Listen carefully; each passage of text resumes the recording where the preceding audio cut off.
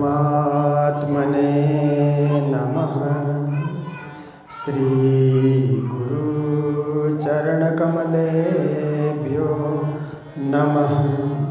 निजानन्दस्य कृष्णस्य प्राणनाथस्य वै ध्रुवं चरित्रं पावनमेतद् यच्च लोके सुदुर्लभं पठनात् श्रवणात् चैव प्रेमभक्त्या समर्चनात् लभते चेप्सितं लोके अन्ते च पदमव्ययम्। निजानंद निज नाम है श्री कृष्ण धनि धाम। श्यामा सुंदर साथ सब राखो हृदय धाम। मंगल कृष्ण प्रणाम है मंगल धर्म प्रकाश है। मंगल सुंदर साथ है मंगल धाम उजास है। मंगल सुंदर साथ है मंगल धाम उजास। बोलो वृंदावन बिहारी लाल की, श्री सद्गुरु महाराज की, श्री प्राणनाथ प्यारे की, गुरु जी मंगलदास महाराज की, सर्व सुंदर साथ की। मधुर मधुर नाम राज श्यामा राज श्याम। मधुर मधुर नाम राज श्यामा राज श्यामा राज श्याम जय राज श्यामा राज श्याम। राज श्यामा श्री राज श्यामा राज श्याम। मेरे राज श्यामा राज श्याम। मधुर मधुर नाम राज श्यामा राज श्याम।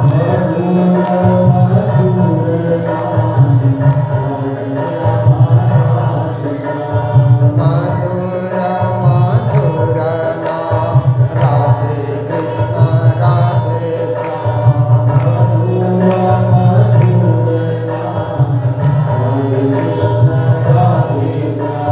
राधे कृष्ण राधे श्याम जय राधे कृष्ण राधे श्याम।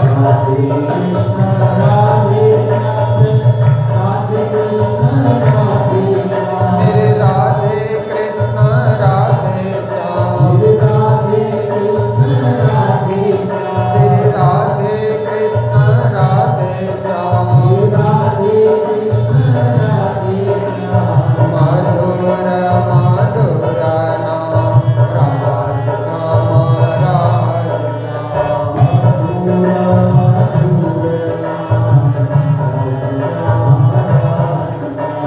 मधुर मधुर नाम राज श्यामा राज श्याम।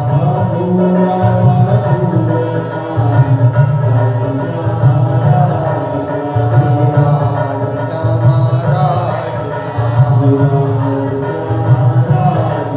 हरि राज श्यामा राज श्याम। बोलो सतगुरु महाराज की। परम आदरणीय श्रीमद् भागवत रसमर्मज्ञ स्वामी श्री सदानंद जी महाराज, जिन्होंने अभी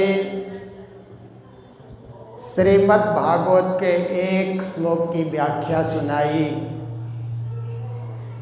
चंडीगढ़ से पधारे हुए स्वामी श्री श्यामानंद जी महाराज, और यहाँ मंच का संचालन कर रहे हैं श्री लीलारस सागर जी,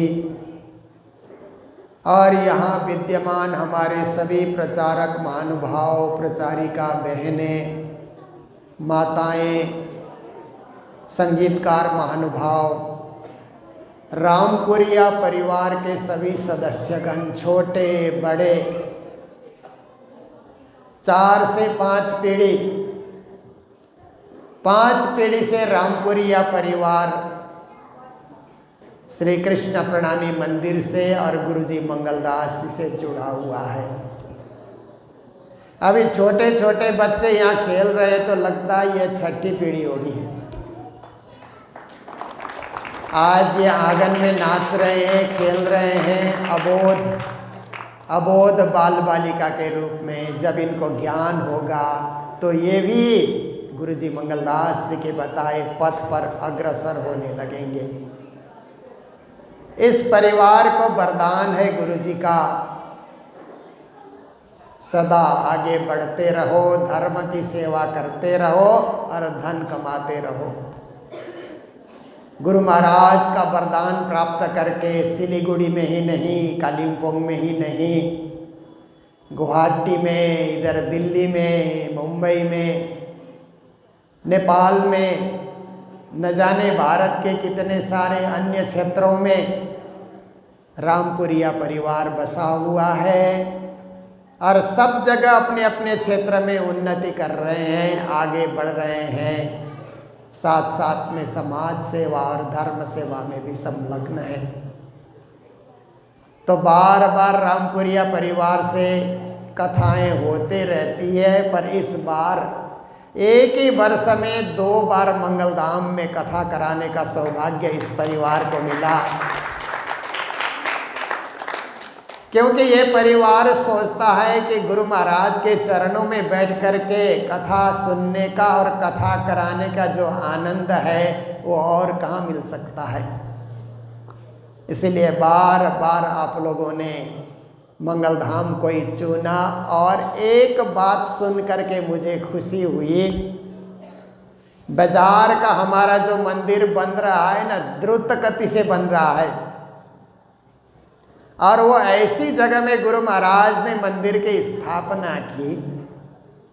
गुरु महाराज तो उन दिनों में पहले तो इच्छे में आए थे ना, भ्रमण करते हुए नेपाल भारत के तीर्थों का भ्रमण करते हुए कालिम्पोंग आए, फिर कालिम्पोंग से इच्छे में गए, पहले से मंदिर था वहाँ पर। गुरु महाराज वहाँ पहुँचते ही वहाँ की तत्काल कमेटी ने कहा हमें महंत की ज़रूरत थी, आप पधारे, आप कोई महंत के रूप में साल ओढ़ा करके हम घोषित करते हैं। गुरु महाराज ने कहा मैं भी पूरे भारत और नेपाल भ्रमण करके आया हूँ, पर कालिम्पोंग की आबोहवा को देख करके, यहाँ के प्राकृतिक सौंदर्य को देख करके मैं भी रोमांचित हो रहा था, लगता था ये भूमि मुझे कब से पुकार रही है। आज आप लोगों ने मंदिर की सेवा करने का मुझे अवसर दिया है तो अवश्य इस मंदिर की सेवा मैं करता रहूँगा। 4 साल तक 1936 में गुरु महाराज कालिम्पोंग आए थे। 4 साल इच्छे में रह करके उन्होंने वहाँ खेती भी की, गौ पालन भी किया, विद्यार्थियों को पढ़ाया भी और जागनी भी वहाँ उन्होंने भरपूर की। पर वो देखते थे कि कोई भी राशन पानी चाहिए तो इच्छे से चल करके बाजार आना पड़ता था। बाजार से राशन पानी खरीदो और एक आदमी को ढुलवा करके पहुंचाओ। कभी कभी माचिस की ज़रूरत पड़ी तो भी बाजार आना पड़ता था, सुई की ज़रूरत पड़ी तो भी बाजार आना पड़ता था, और धागे की ज़रूरत पड़ी तो भी, बटन खुल जाए तो भी बटन ढूंढने के लिए भी बेचारा। गुरु महाराज ने सोचा क्यों ना बाजार में ही मंदिर बना दिया जाए, सारी समस्या का हल एक ही जगह हो जाएगा। तो इच्छे से गुरु महाराज चले, पर वहाँ की कमेटी को उन्होंने कहा देखो भाई, मैंने 4 साल यहाँ पर बहुत उन्नति करके मंदिर का विकास किया है, अब मैं अपने ओढ़ने की रेड़ी और अपने लगोट बांध करके यहाँ से निकल रहा हूँ, कोई चीज़ यहाँ से मैं नहीं ले जा रहा हूँ, मैं बाज़ार में जागनी करने जा रहा हूँ। गुरु महाराज आए और थाना डाड़ा कहा जाता है ना आजकल, वहाँ पे एक घर में किराए करके रहे। थोड़ा बड़ा सारा उन्होंने रूम देखा और सावन का महीना आ गया तो सावन के महीने में गुरु महाराज ने वहाँ 1 महीने तक बीतक सुनाई। खूब प्रेम भरी उनकी आवाज़ ही बड़ी मीठी थी, मधुरी आवाज़, मधुर स्वर में गाते भी थे, हारमोनियम भी बजाते थे, ढोलक भी बजाते थे। बहुत सारे गुण थे गुरु महाराज में, ज्ञान की खान। तो 1 महीना उन्होंने उसी किराए के कमरे में बीतक सुनाए। तो थाना के बाबू, पोस्ट मास्टर और उस समय के अफसर लोग भी गुरु जी का प्रवचन सुनने आते थे। जन्माष्टमी का पर्व भी उसी कमरे में उन्होंने मनाया। तो जन्माष्टमी के दिन में गुरु महाराज को भेंट स्वरूप 400 रुपये चढ़े। 400 रुपया। गुरु महाराज जमीन ढूंढते रहे तो आज बाजार में जो मंदिर है ना, वो गुरु जी ने 400 रुपये में खरीदा उस समय। फिर एक कमरा उन्होंने बनाया और अपनी माताजी को उस कमरे में उन्होंने रखा, क्योंकि माताजी को बहुत मान सम्मान देते थे गुरुजी। माताजी नर्मदा बाई को जागनी शुरू हो गई। देखिए, रामपुरिया परिवार के ईश्वरदास जी और बेगराज जी, ये गुरुजी के सबसे पहले चेले हैं। उसके बाद तो कई चेले हो गए, पर फर्स्ट गुरुजी से कंठी लेने वाले ईश्वरदास जी और बेगराज जी थे। जो गुरुजी ने मुझे बताया, जितना बताया आप लोग इससे ज़्यादा भी जान सकते हैं। फिर तो बाजार में जागनी शुरू हो गई गुरु महाराज के द्वारा। लोग जागते गए, प्रचार होता गया, मंदिर बनता गया। गुरु महाराज कहते थे कि जमीन ऐसे जगह मिली, ऊपर के रास्ते से भी नहीं जुड़ी है, नीचे से भी नहीं जुड़ी है, बीच में जमीन मिली। तब जो उन्होंने दक्षिणा में जो पैसा मिला वही जमीन मिली। तो बोलते थे कि टिस्टा से बैलगाड़ी में बालू और ये जो है ना पत्थर इत्यादि ढुलवाना पड़ता था। बैलगाड़ी से ढो ढो करके लाया जाता था। तो गुरु महाराज कहते थे कि रात को कुछ अपने कर्मचारी और स्वयं भी जुट जाते थे, क्योंकि कुल्ली को कहे ना कि ये बालू नीचे लाने के लिए कितना लोगे, तो कुल्ली लोग तो उस समय ज़्यादा पैसा बोलते थे। तो गुरु महाराज बोलते थे हम भी लग जाते थे, विद्यार्थी भी लग जाते थे, हम कुल्ली का काम हम खुद ही कर लेते थे। अपने हाथ से उन्होंने ढोया, विशाल मंदिर बना, साथ में स्कूल बना। होली के दिन में उन्होंने मंदिर का उद्घाटन कराया। 84 साल पहले की 1940 में उन्होंने होली के दिन में मंदिर का उद्घाटन कराया, कालिम्पोंग के नेता डम्बर सिंह गुरुंग को बुला करके। उसके बाद तो जागनी बढ़ती चली। गुरु महाराज बीतक सुनाते थे, कथाएं सुनाते थे और सब प्रकार से मंडलियां उन्होंने बनाई। बाजार के मारवाड़ी समाज, बिहारी समाज, नेपाली समाज सब जागा गुरु महाराज के ज्ञान से। भूटिया लोग भी गुरु महाराज से प्रभावित होते थे कि बहुत बड़े महापुरुष हैं। सब लोग गुरु महाराज को हाथ जोड़ते थे, जब बाजार से आना जाना वे किया करते थे। सब लोग आदर करते थे उनको। ईसाई पादरी लोग भी आदर करते थे गुरु जी को।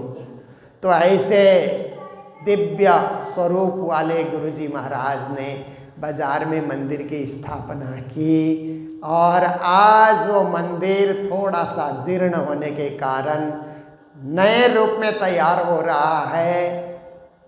85वां वर्ष, ये 84 वर्ष चल रहा है, अगले साल 85वां वर्ष होगा। ये इतिहास मैंने इसलिए सुनाया कि अगले साल 2024 के होली में पुनः उस मंदिर की प्रतिष्ठा हो जाएगी 108 पारायण के साथ। उस कार्यक्रम में भी प्रमुख जजमान रामपुरिया परिवार ही बन रहा है। पूज्य महाराज जी ने मुझे बताया, तो यह खुशी की बात है कि आप लोग फिर से 1 साल के अंदर अंदर ही फिर से बाजार मंदिर के उस कार्यक्रम में श्रीमद् भागवत 108 पारायण में आप लोग जजमान बन रहे हैं। तो ये आप लोगों की भक्ति का ही प्रताप है, गुरु भक्ति का प्रताप है, गुरु जी की कृपा का प्रताप है कि आप लोगों का जुड़ाव हमेशा हमेशा इसी तरह बनता रहेगा, बना रहेगा, और बच्चों में भी इसी तरह जुड़ाव बना रहेगा। तो इसके साथ हमारे सर्व सुंदर साथ जी कालिम्पोंग के आए हुए हैं, और हमारे सुंदर साथ सबसे ज़्यादा संख्या में तो 2 तारीख आप यहाँ आएंगे तो पाँव रखने की जगह नहीं मिलेगी। दिन भर कार्यक्रम चलेगा। हमारे सारे नेपाल से, सिक्किम से, डुवर्स से, दार्जिलिंग, कालिम्पोंग आसपास से, आसाम से भी सुंदर साथ आते हैं। बड़ी भीड़ यहाँ पर इकट्ठी होती है गुरु महाराज को श्रद्धा अर्पण करने के लिए। कार्यक्रम यहाँ पर चलते रहता है और हम लोग कंटिन्यू भंडारा चलाते हैं। सुबह नाश्ता से लेकर के विराम दिए बिना, नाश्ता से शुरू करके नाश्ता चलते चलते भोजन चलते चलते शाम की बेला और रात्रि का भी भोजन हम लोग कंटिन्यू। भंडारियों को हम बोलते हैं कि आप लोग 12-14 घंटे जो है भोजन बनाना, थकना नहीं। जो आए जिस समय आए प्रसाद ले, जिसको लौटना हो लौटे, जिसको बैठना हो यहाँ पर बैठे और रात्रि आरती के दर्शन करके जाए। तो ये मंगल धाम की महिमा है, मंगल महिमा है, मंगल कृपा है। तो कभी कभी हम बोलते हैं कि मंगल गुरु जी के कृपा प्राप्त लोग ऐसा भी सोचते हैं कि सबका तीर्थ चारों धाम, मेरा तीर्थ मंगल धाम। सारे हिंदू समाज का तीर्थ 4 धाम है ना, हम लोग भी 4 धाम जाते हैं, पर मेरा अपना गुरु का धाम भी तो है। मेरे गुरु ने जो धर्म सिखाया, धर्म पे चलने के लिए उन्होंने आज्ञा दी, ऐसे मेरे गुरु का धाम मंगल धाम है। इसलिए मंगल धाम के प्रति भी 4 धाम में जो श्रद्धा होती है, हमारी वही श्रद्धा मंगल धाम के प्रति भी अर्पित है। और इस कार्यक्रम में आप सब लोग सक्रिय बने हुए हैं। कार्यक्रम सुंदर रीत से संचालित हो रहा है। आज द्वितीय दिवस का कार्यक्रम चल रहा है। तो श्रीमद् भागवत में भक्ति रसमयी कथा तो आप लोग सुनेंगे ही, तारतम वाणी का भी कुछ रसपान करना जरूरी है, क्योंकि भागवत समस्त हिंदू समाज का एक पूज्य ग्रंथ है। तो तारतम वाणी प्रणामी समाज का एक आराध्य ग्रंथ है, जहाँ प्राणनाथ जी महाराज का, सद्गुरु महाराज का सिद्धांत छुपा हुआ है। तो उसकी एक चौपाई में प्राणनाथ जी हमें संकेत करते हैं, तू कर तेरी होत अबेरी, जात अवसर तेरा जान्या, पहचान पियो अक्षरातीत ताई सो रहो लपटाना। कहते हैं, अरे मेरे सुंदर साथ जी, तेरा मेरा करते रहोगे तो विलंब होगी। तुम कर तेरी होत अबेरी, अबेर कहते हैं ना देर से आना। जो अबेर से आता है ना, देखिए कोई आदमी आपसे मिलने के लिए आ रहा है, पर अबेर से, देर से आया तो आदमी आपको अच्छा नहीं लगता है ना। जो भी काम देर से करता है, विलंब से करता है, दीर्घसूत्री है, आलस से करता है। जो समय से पहले आता है ना, वो आदमी पसंद आता है ना। समय से पहले पहुंच जाना, समय से पहले उपस्थित हो जाना। जैसे जो बच्चे स्कूल की घंटी लगने से पहले पहुंचते हैं ना, टीचर लोग उन पे खुश होते हैं ना, आओ आओ बच्चे, ऐसा करके। जो घंटी लगने के बाद पहुंचते हैं तो कई स्कूल में तो गेट बंद कर दिया जाता है, प्रेयर में तुम लोग भाग नहीं ले सकते, तुम लोग अबेर से आए, विलंब से आए, बाहर खड़े रहो। प्रेयर खत्म होने के बाद अंदर आना, अनुमति मिलती नहीं है। तो देखिए, कहीं भी इंटरव्यू देने के लिए कोई जा रहा है तो देर से पहुंचे तो इंटरव्यू लेने वाले उसको कभी कभी वक्त देते भी नहीं है। आप विलंब से आए, हटो यहाँ से, जगह नहीं है। समय से पहले पहुंचना और समय से कार्य पहले कर लेना, ये अच्छी बात है। प्राणनाथ जी कहते हैं, माया के काम में मेरा तेरा करते रहे और भक्ति करने में आपने विलंब कर दिया। ये भक्तों का लक्षण नहीं है, ये सुंदर साध का लक्षण नहीं है, और माया का कार्य कभी पूरा होता ही नहीं है। आप देखिए, जैसे विद्यार्थी सोचते हैं ना, जब पढ़ लिख लेंगे तब भक्ति करेंगे, तब धर्म करेंगे। अभी तो इतना किताब का बोझ है ना, जैसे कहते हैं ना केजी क्लास कहते हैं ना, तो टीचर लोग 1 केजी किताब बच्चे को ढोने के लिए दे देते हैं ना, केजी क्लास कहते हैं। तब से 1 2 जाएंगे तो 1 केजी बोझ बढ़ता जाएगा बच्चों का।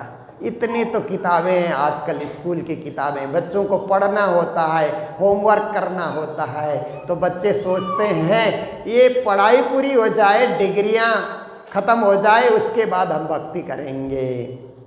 पर पढ़ाई पूरी होने के बाद सर्टिफिकेट तो मिल जाता है, सर्टिफिकेट लेकर के ऐसे घूमेंगे तो नौकरी तो नहीं लगती है। फिर बच्चा सोचता है नौकरी एक बार लग जाए ना, फिर हम भक्ति करेंगे, या व्यापार एक बार पकड़ में आ जाए, व्यापार तो हम भक्ति करेंगे। व्यापार पकड़ में आ जाए या नौकरी लग जाए तो फिर देखता है कि अभी तो विवाह के बंधन में हम बंधे ही नहीं हैं, इसीलिए भाई विवाह के बंधन में बंध जाते हैं, फिर जोड़े के साथ ही भक्ति में लग जाएंगे। विवाह के बंधन में बंधते हैं तो फिर घर में और बच्चों का आना शुरू हो जाता है, तो व्यक्ति सोचता है बच्चे थोड़े बड़े हो जाएं फिर भक्ति करेंगे, फिर मंदिर जाएंगे, फिर धर्म करेंगे। बच्चे बड़े बड़े होते, आजकल तो क्या है, खुद के पढ़ाई की जितनी चिंता नहीं थी ना, इतने बच्चों की पढ़ाई की चिंता सताती है आजकल। बच्चे पढ़ लिख लें, अपने पाँव पे खड़े हो जाएं, तब हम भक्ति करेंगे, ऐसा लोग सोचते हैं। देखिए कैसे अवेयर होते हम जा रहे हैं ना, कैसे हम पीछे होते जा रहे हैं भक्ति से। बच्चे पढ़ लिख लेते हैं, पाँव पे खड़े हो जाते, तो चलो इनका विवाह करा दिया जाए, तब छुट्टी होगी। विवाह कराने के बाद फिर उनके घर बच्चे आ जाते हैं, फिर उनको बड़ा करो, फिर कहाँ माया से फुर्सत मिलेगी। बंधन पे बंधन, बंद पर बंद दिए विद विद के, सो खोली कि न हो न जाए। प्राणनाथ जी ने और एक जगह कहा, संसार एक ऐसा बंधन है ना, एक खोलोगे तो दूसरे में बच जाओगे, तीसरे में बच जाओगे, कहीं ना कहीं फंस ही रहोगे। इसलिए ये बंधन तो कभी खुलने वाला नहीं है, मुझे खुद ही फुर्सत निकालनी होगी। जब तक रहेगी जिंदगी फुर्सत न होगी काम से, कुछ समय ऐसा निकालो कि प्रेम करो भगवान से। ज्ञानियों ने कहा, ज्ञानियों ने कहा कि जब तक जिंदगी है संसार के काम से फुर्सत मिलने वाली नहीं है, इसलिए कुछ समय हम खुद निकालें, हम स्वयं सोचें। देखिए आपने समय निकाला तो आप आ गए।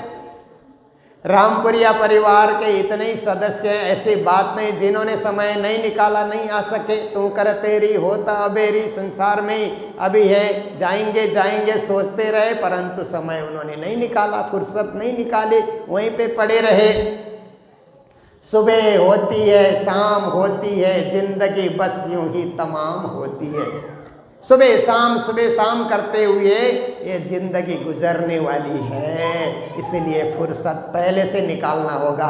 विद्यार्थी जीवन से ही समय निकालें, विद्यार्थी जीवन में ही परमात्मा को भजना शुरू करें। भले हम 5 मिनट भजें, परमात्मा ने कहीं ऐसा नहीं लिखा है कि मुझे 1 घंटा भजो या 2 घंटा भजो, ऐसे कहीं लिखा हुआ नहीं मिलता है। पर इतना लिखा हुआ मिलता है कि मुझे याद करो, पल भर भी हो मुझे याद करो, 1 सेकंड भी हो मुझे याद करो। बस याद करने से परमात्मा तृप्त हो जाते हैं। इसलिए मेरे तेरी ये तो चलती रहेगी, कुछ समय इस मेरी तेरी में से निकाल करके परमात्मा को चढ़ाना है। सबसे अच्छा समय चढ़ाने के लिए प्रातःकालीन बेला है और सायंकालीन बेला है। संध्या सुमिरन आरती भजन भरोसे दास, मनसा बाचा कर्मना श्री जुगल चरण की आस। दिन भर कमाई करें, धंधा करें, पुरुषार्थ करें, पर शाम सवेरे थोड़ा सा समय परमात्मा के लिए अर्पण करें तो अवसर का लाभ हम ले सकते हैं। अन्यथा जात अवसर तेरा जानिया, कहते हैं ये अवसर चला गया तो अवसर कभी लौट करके नहीं आएगा। आप देखिए बचपन हमारा एक अवसर था ना, अब बचपन चला गया तो लौट कर कभी आने वाला नहीं है। छोटे छोटे बच्चों को खेलते हुए हम लोग देखते हैं, ऐसे ही मेरा भी समय था, वो बचपन चला गया। जवानी चली गई, अब कितना ही जवानी को दोबारा पाने के लिए हम प्रयास करें, जवानी भी लौटने वाली नहीं है। और बुढ़ापे का समय आ जाए ना तो देखिए कि बुढ़ापे के समय में बुढ़ापा नहीं कहना चाहिए, क्योंकि जब तक शरीर चल रहा है ना प्रौढ़ अवस्था कहना चाहिए। और एक प्रिय शब्द है ना, बुढ़ा कहने से अच्छा नहीं लगता है, प्रौढ़ कहने से बहुत अच्छा लगता है। जब तक आदमी चल फिर रहा है उसको प्रौढ़ कहना चाहिए, जब बिस्तर पकड़ लेगा ना तब उसको बुढ़ा कहना चाहिए। तो बुढ़ापे में क्या है कि एक कवि कहता है, जो जाके कभी न आए वो जवानी में देखा, जो आके कभी न जाए वो बुढ़ापे भी देखा। जवानी जल्दी चली जाती है, जाके कभी न आए, और बुढ़ापे गुजारने में वक्त बहुत लगता है, समय जाता नहीं, आके कभी न जाए। पर ये सब देखना होता है। पर आप देखिए प्रौढ़ अवस्था में, वृद्ध अवस्था में भी मन राज्य के रंग में रंगा हुआ है, भक्ति के रंग में रंगा हुआ है। तो कैसे समय व्यतीत हो जाता है ना कि कुछ लोग माला लेकर के 1-2 घंटा जपते ही रहते हैं, कैसे उनका मन लग जाता है ना, शुरू से अभ्यास उन्होंने कर लिया, इसलिए समय उनका अच्छा कट रहा है, परमात्मा का नाम लेते हुए, जपते हुए, और बच्चों को भी धर्म की शिक्षा देते हुए समय उनका सदुपयोग हो रहा है। नहीं तो बुढ़े लोगों को देखिए कि डांटते रहते हैं ना, इधर आओ, ऐसा करके कुछ कुछ डांटेंगे, कुछ बोलते रहेंगे, हमारे हिसाब से नहीं चलते हो, हमारा नहीं सुनते हो, ऐसे करके नाराज रहते हैं। उससे अच्छा है भक्ति से जुड़ जाएं, क्योंकि हम जिस जमाने में जिए हैं और आज का जो जमाना चल रहा है बड़ा फर्क है। इसीलिए पुराने लोग अपने हिसाब से अपने परिवार को चलाना चाहें वो भी होगा नहीं, वो अपने ढंग से चलेंगे। हमारे माँ बाप जिस ढंग से चले हम उस ढंग से नहीं चले, हमारे बच्चे भी उस ढंग से नहीं चलेंगे। पर इतना हमें जरूर ख्याल रखना है कि उनमें धर्म का संस्कार जगे, धर्म अंकुरित हो जाए, वो भी सेवा में लगे, भक्ति में लगे। इतना हमारा एक मन में मनोभाव होना चाहिए कि धर्म से हमारे बच्चे भी सिंचित हो जाएं, उनके जीवन में भी धर्म फूले, धर्म फले। तो प्राणनाथ जी महाराज अगले पंक्ति में हमें समझाते हैं, तू कर तेरी जात अवेरे, जात अवसर तेरा जान्या, पहचान पियो तू अक्षरातीत, तय सो रहो लपटाना। कहते हैं करना क्या है आगे, तो कहते हैं पियो परमात्मा पुरुषोत्तम श्री राज्य को पहचानो। देवी देवता भी अनेक हैं, देवी देवता भी फल देते हैं, पर मोक्ष पाना है, परमधाम पाना है, आवागमन से रहित होना है, मूल मिलाव में अपने अस्तित्व को पहुंचाना है, तो आपको राज्य की ही भक्ति करनी होगी। क्योंकि गीता में कृष्ण ने कहा ना कि भूत को मानने वाले भूत के लोक में जाएंगे, यंति देवा व्रता देवा पितृन यान्ति पितृव्रता भूतानि यान्ति भूतेज्या यान्ति मद्या जिनोपि माम। मेरे को भजने वाले मेरे धाम में आएंगे, भूतों को भजने वाले भूत के लोक में जाएंगे, पितरों को भजने वाले पितृलोक में जाएंगे, देवताओं को भजने वाले देवलोक को जाएंगे, कृष्ण को भजने वाले दिव्य परम धाम में जाएंगे। हमें तो गुरु ने कृष्ण भक्ति दी है, इसलिए हम परम धाम जाने की इच्छा रखते हैं। तो क्या करना होगा, पहचान पियो तू अक्षरातीत, अक्षरातीत पियो पुरुषोत्तम को पहचानना है। देखिए कृष्ण को पहचानना, बहुत सारे लोगों ने कृष्ण को पहचाना भी नहीं है। ऐसे भक्ति तो बहुत लोग करते जा रहे हैं, पर उनकी पहचान करके भक्ति करना कि वो पुरुषोत्तम है, अक्षरातीत है, सर्वेश्वर हैं, सबसे परे हैं, उनसे परे कोई नहीं है, सा काष्ठा सा परागति उपनिषद में कहा ना। तो ऐसे परब्रह्म श्री कृष्ण को पहचानना। देखिए जब ब्रज भूमि में श्री कृष्ण थे ना, तो गोपियों को छोड़ करके कहते हैं केवल 12 लोग कृष्ण को भगवान के रूप में पहचानते थे। गोपियों को एक तरफ करो, तो गोपियाँ तो जानती थी हमारे प्राणेश्वर है, प्राणपति है, इस रूप में सारी गोपियाँ जानती थी। पर गोपियों को एक तरफ करो तो केवल 12 जने श्री कृष्ण को परमात्मा के रूप में पहचानते थे और उन्हें पहचाना नहीं। कौन कौन, तो थोड़े लोगों का मैं नाम आपको बताना चाहूँगा। जैसे गर्ग ऋषि जानते थे, नामकरण संस्कार किया ना। सांडिल्य ऋषि भी जानते थे और नारद जी भी जानते थे कि ये कृष्णा परब्रह्म है, भगवान है, ईश्वर है, मालिक है, इस रूप में। फिर देखिए महाभारत के पात्रों में भीष्म पितामह जानते थे, विदुर जानते थे कि ये भगवान है ऐसा करके, और फिर युधिष्ठिर जानते थे, अर्जुन जानते थे। बाकी भीम और नकुल और सहदेव को तो एक पराक्रमी पुरुष के रूप में ही कृष्ण दिखलाई देते थे, भगवान के रूप में उन्होंने भी नहीं पहचाना। और इधर आकर के वसुदेव देवकी भगवान के रूप में जानते थे, नंद यशोदा भगवान के रूप में जानते थे। पर वहाँ के सारे जो गोप थे ना, कृष्ण को पराक्रमी पुरुष के रूप में जानते थे, भगवान के रूप में नहीं जानते थे। और महिलाओं में देखें तो यशोदा है, देवकी है, कुंती है, उत्तरा है, ये कुछ महिलाएं थी जो कृष्ण को भगवान के रूप में जानती थी।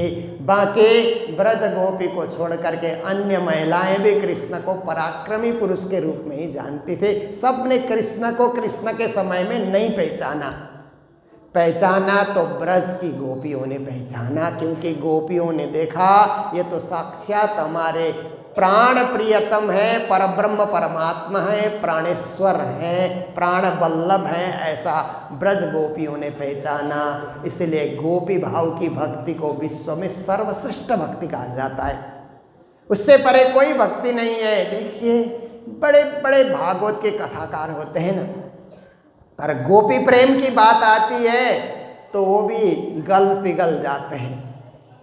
मैंने डोंगरे जी महाराज भागवत के प्रकांड विद्वान माने जाते थे, उनके कार्यकाल में सोचिए, उनके वे भागवत मुंबई में मैं ये सेवा पूजा प्रकाशित करने के लिए रुका था, तो 7 दिन चौपाटी में उनकी भागवत मैंने सुनी। तो भागवत में जब कृष्ण कथा शुरू हुई और गोपी भाव की कथा शुरू हो गई ना, गोपी गीत जब वो अर्थ करने लगे तो रोते गए, अर्थ करते गए, रोना एक तरफ और एक तरफ गोपी भाव की भक्ति की महिमा बताना। तो बड़े बड़े विद्वान भी कृष्ण भक्ति के आगे पिघल जाते हैं और गोपी भक्ति को वो नतमस्तक होकर के प्रणाम करते हैं कि गोपी के समान कोई दुनिया में भक्ति नहीं कर सकता। तो यही है, हम गोपी भाव की भक्ति को, प्रणामी भक्ति गोपी भाव की भक्ति है।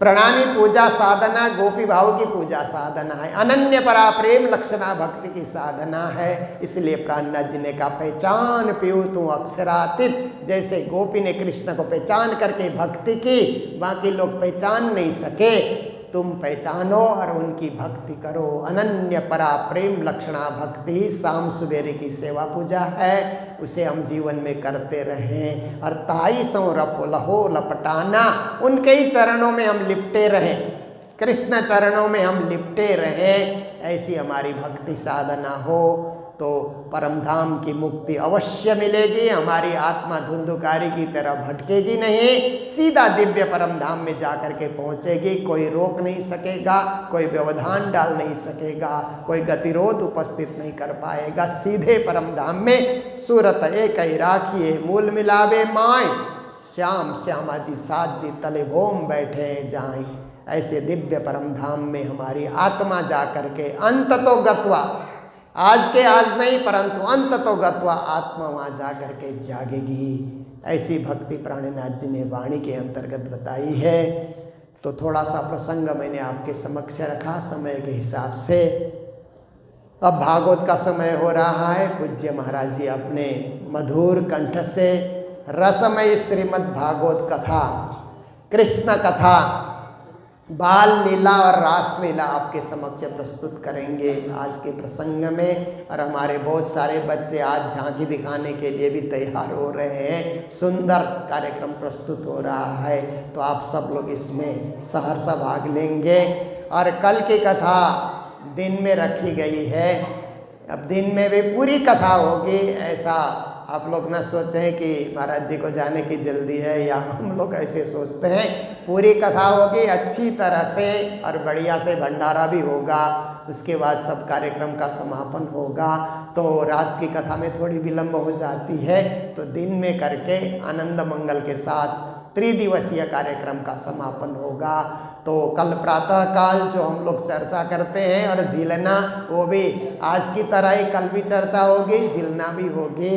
और नाश्ता पानी के बाद 10 बजे से हम लोग शुरू करेंगे, तो लगभग 2 बजे तक सारे कार्यक्रम का समापन, पूर्णाहुति की आरती यहाँ पर होगी। आप सब लोग सहर्ष उसमें सहभागी बनेंगे, जीवन को धन्य बनाएंगे।